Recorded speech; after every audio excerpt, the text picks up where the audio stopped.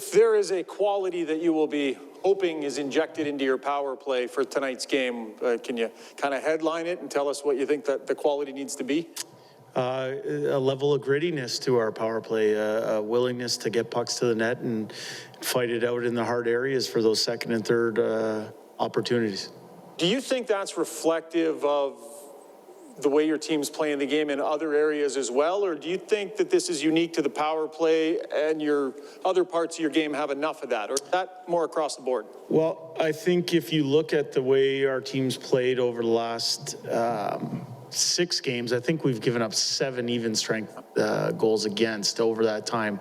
That's indicative of a willingness to play the game hard and do a lot of really good things 5-on-5. We don't feel that we've scored enough 5-on-5 over that period of time. So there are things that we want to inject into our offensive game, a little bit more hardness, a little bit more substance offensively.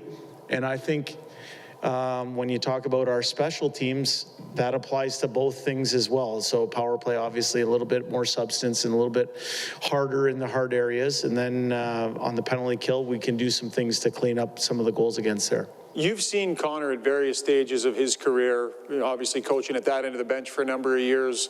What are you seeing right now in his game? Where do you think he's at? Well, I think this is what I know about Connor, is that he's a true pro. He's driven to win. He has put a lot of emphasis in some of the areas that our staff, when we've come together over the last 3 weeks, has put a lot of emphasis on, which is his work back to our own end. For me, we're asking some of our higher minute players to do a lot of things and assume a little bit more responsibility, especially when we lost some of our top 6 minute munchers. So we're asking a lot. And for me, like I said, I have nothing but admiration and respect for Connor and his game. He's somebody, like I said, who's really, really driven to win. Hey, Jay, you going back with Mikko tonight in goal, and how is Mike Smith feeling? Yeah, Mike had a skate this morning, and an optional skate. Koskinen will be our starter tonight. And Neiman Laine, did he go back to Bakersfield for personal reasons? Or? Well, he's having a child, so him and his wife are expecting a child here fairly soon. Okay. And I just want to get a thought on Alex Ovechkin from you. You know, obviously he's doing the things he's doing at 36 years old. And when you game plan against a guy like that, is there anything you can do to kind of try and limit his effectiveness, I guess? Well, what a fantastic ambassador for the sport of hockey. He's been great for the National Hockey League, and you don't score as many goals as he has over his career without his talent. But what I think stands out about him is his passion to play the game, even as he's working his way through this stage of his career. It's quite evident that he's someone else who is also very driven. So in terms of game planning for him, you have to understand when he's on the ice, you have to make sure that you're trying to take away his time and space, but he's a big man that gets his shot off, and he's playing the game the right way. So it's going to be a challenge for us tonight, but one that we're up for. Hey, Jay. Oh, okay. Oh, hey, Reed. I know you've said a lot about keeping the picture small, but another viewpoint might be that there's 50 points available for you guys to get, and there's probably a number in there that if you can get to it, you can probably feel pretty good about getting a playoff spot. How much do you consider that here? Well, when we talk about that, the keeping the picture small and staying present and focusing on what's immediately before you, I think what we're trying to do is realize that there's 2 points up for grabs today. That's what our concentration and focus is on. That doesn't mean that we're not aware of what's happening around the league or how many points are available through the rest of the regular season. We are. But what's immediately before us, what's in our control, is our effort and our execution level tonight. This game is worth 2 points, and that's what we're setting out to get tonight.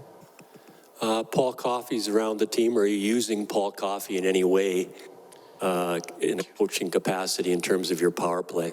Well, I think anytime you have some of the alumni that we have and people that we can draw on, I think it's anytime you can get someone's opinion to talk things out.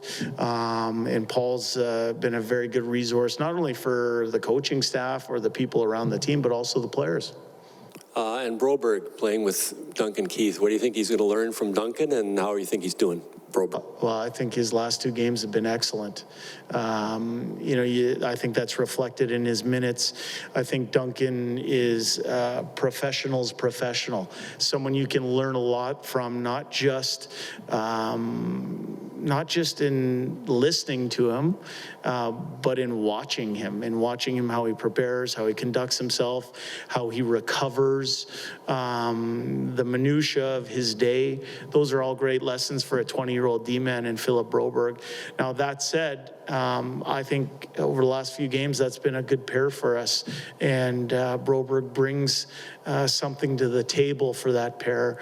And like I said, he's played very well these last few games, and that's reflective in his minutes played. So when he's playing a lot and well, and he's only other games where he's only playing 10, 11 minutes, what is he doing well right now than some of the other games he playing less? I think his best assets is his legs.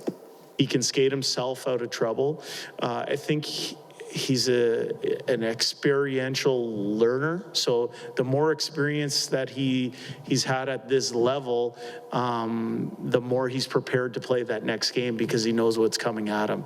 I think last game we also had 6 D-men, and that was a factor in his minutes as well.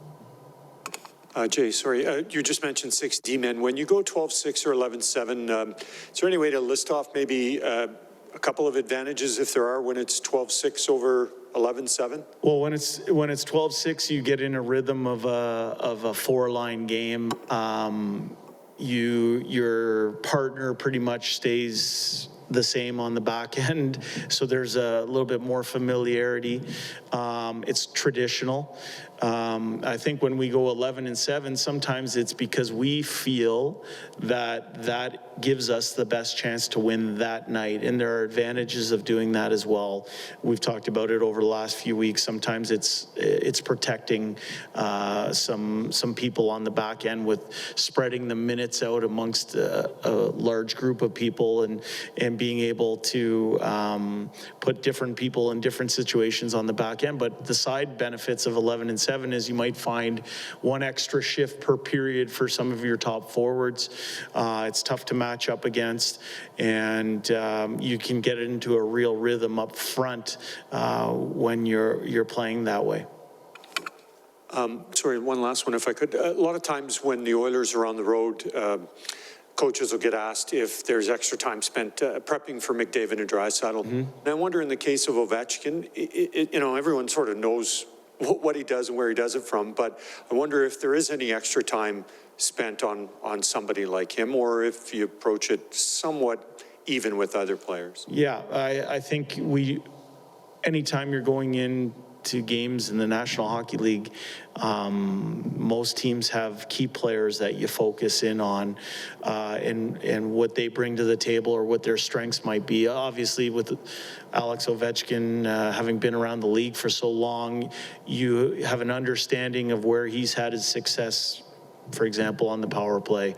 But what I don't think he gets enough credit for is his complete game, his 200-foot game, his level of physicality that he brings. So our players will be made aware of that as we head in and we game plan tonight.